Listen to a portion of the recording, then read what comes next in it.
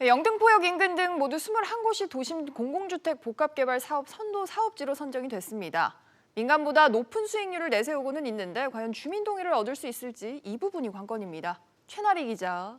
네, 최나리입니다. 우선 좀 짚어보면 이 지역들이 이제 주민들이 개발을 직접 신청한 곳들은 아닙니다. 그런데 어떤 절차를 거쳐서 그럼 개발이 될까요? 네, 일단 지자체가 토지주의 10% 동의를 구하면 개발에 착수할 수가 있습니다.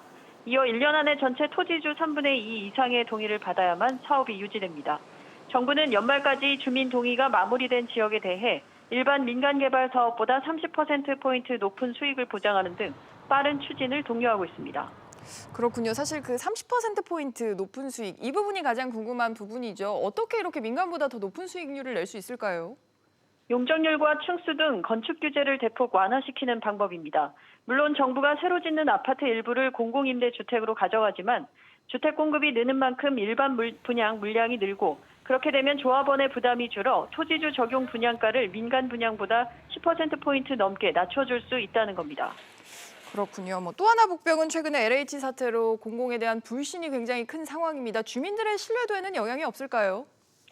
이번 사업 주체도 LH와 SH가 될 가능성이 커 주민들의 거부감이 클 겁니다. 여기에 서울시장 보궐선거에서 여야 후보 모두 민간 정비사업 규제 완화 가능성을 시사한 점도 변수입니다. 한편 정부는 예정지구로 지정된 곳에 최근 1년 동안 주택 거래를 모니터링하고 과열 조짐이 나타나면 토지거래 허가 구역으로 지정할 계획입니다. SBS 비즈 최나리입니다.